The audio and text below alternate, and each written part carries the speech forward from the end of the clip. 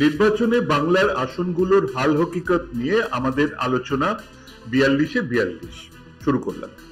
আমি অনিকেত চট্টোপাধ্যায়।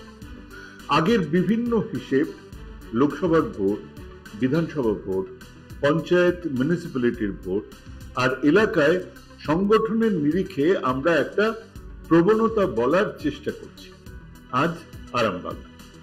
আজকের যে ঝকঝকে বাম রেড ব্রিগেড ভোট লুট নিয়ে, তৃণমূল সরকারের অগণতান্ত্রিক আচরণ নিয়ে, শাসক দলের নেতাদের আঙুল ফুলে কলা গাছের মতো আচরণ নিয়ে সরব হন, তাদের অতীতের ইতিহাসটা জানা দরকার। ইতিহাস জানা থাকলে ভুলের পুনরাবৃত্তি কমে। আর সেই ইতিহাসটা চট করে জানতে হলে এই আরামবাগ আসন এলাকায় ভোটের হিসেব, এই এলাকার মানুষজনের অভিজ্ঞতার কথা জানা উচিত, বোঝা উচিত। এর মানে কিন্তু এমনটা নয় যে এখন যা হচ্ছে তাকে মেনে নিতে হবে বা তার প্রতিবাদ করা যাবে না, বা যেহেতু বাম জামানাতে হয়েছিল তাই এ জামানাতেও সেটাই যায়, এমন কোনো কথা আমি বলছি না। বরং বলতে চাইছি যে এই অবস্থাটা বেশ পুরনো, সেটার শেকড় ধরেই টান দেওয়া উচিত। জ্ঞানের কথা ছেড়ে কাজের কথায় আসি। আরামবাগ আসনে 1967 সালে প্রথম নির্বাচন হয়। সেবারে জিতেছিলেন সুভাষচন্দ্র বসুর ভাইপো অমিয়নাথ বসু। জিতেছিলেন ফরওয়ার্ড ব্লকের প্রার্থী হিসেবে, তাও আবার কংগ্রেসকে হারিয়ে। কিন্তু তারপরের বার থেকে এই আসনে কমিউনিস্ট অভ্যুত্থান যাকে বলে, ওই মাঝে 77 সালে প্রফুল্ল সেনকে আসন ছেড়ে দিয়েছিল বামেরা, উনি জিতেছিলেন। আর সেটা বাদ দিলে 1971 থেকে 2009 পর্যন্ত জিতেছে সিপিআইএম, মনোরঞ্জন হাজরা, বিজয় মোদকের মতন বিরাট নেতারা জিতেছে। আর তারপরে শুরু হয়েছে অনিল বসুর জামানা। উনি জিততেন, সংগঠনের দৌলতেই জিততেন। কোঁচা দেওয়া ধুতি, সিল্ক বা আদ্দির পাঞ্জাবি পরা এক জমিদারের মতো ঘুরতেন ফিরতেন। এলাকাতে উনিই ছিলেন শেষ কথা। ওনার পক্ষে ভোট পড়তো 51-52%।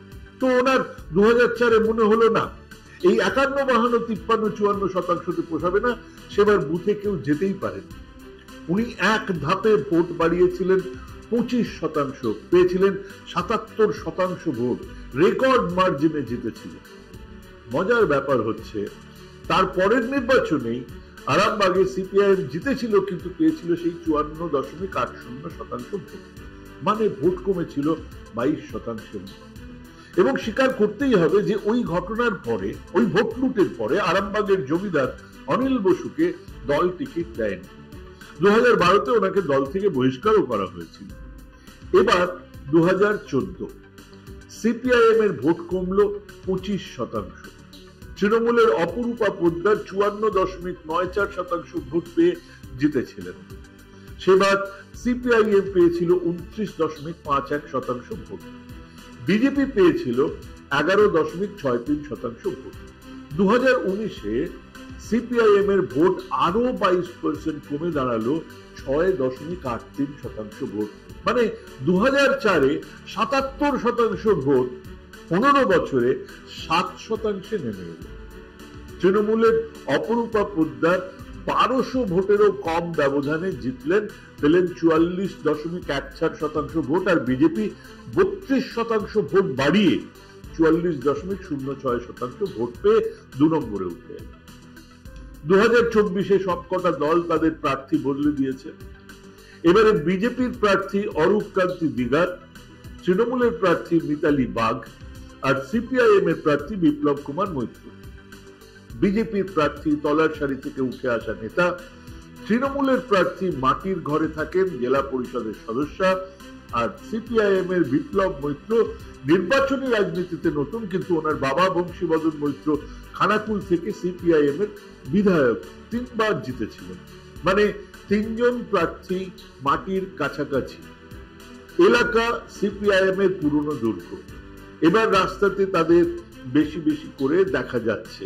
ওদিকে এলাকা চষে ফেলছেন বাকি 2 প্রার্থী। 7টা বিধানসভা আসনের মধ্যে 4টে আছে বিজেপির হাতে, 3টে তৃণমূলের হাতে। এবং 2021-এর বাজারেও বিজেপি এই সংসদীয় এলাকাতে বিধানসভার এলাকার হিসেবে 46.2% আর তৃণমূল 45.6% ভোট পেয়েছিল। বাম কংগ্রেসের মোট ভোট ছিল 3.3%, এবং এই অঙ্কের মধ্যেই লুকিয়ে আছে এই কেন্দ্রে জয় বা পরাজয়। ওই 77% জলভরা হিসেবের কথা বাদ দিলেও এখানে সিপিআইএম এর ভোট কম বেশি 50% তো ছিলই। সেই ভোট এখন 3%, সেটা বাড়বেই, আর বাড়লে তার পুরো লাভটাই পাবে তৃণমূল। তাছাড়া এই অঞ্চলের পঞ্চায়েত, পঞ্চায়েত সমিতি আর জেলা পরিষদ দখলে আছে তৃণমূলের। দান খয়রাতি চলছে, স্বাভাবিকভাবেই তার প্রভাবও পড়বে। বিজেপির সমস্যা হলো এলাকাতে সংগঠন সেরকম ভাবে নেই, কিন্তু হাওয়া আছে। তাদের ভোট বেড়েছিল, সেই হাওয়াতেই যতটা বেড়েছিল তা ধরে রাখাটা বেশ কঠিন। তৃণমূলের সমস্যা কিছুটা হলেও দলের মধ্যে কোন্দল, কিন্তু সিপিআইএম এর উঠে আসা তৃণমূলের পক্ষে যাবে। সিপিআইএম এর সুবিধে তাদের স্বচ্ছ ভাবমূর্তি এবং সেই পুরনো বিষয়গুলোর উপরে ধুলোর আস্তরণ করেছে। এই প্রজন্ম অনিল বসুর নামও জানে না, কিন্তু এই সব হিসেব নিকেশ মিলিয়ে অনেকের হিসেবের উল্টো দিকে গিয়েই বলবো এবারও আরামবাগ অ্যাডভান্টেজ তৃণমূল। নমস্কার।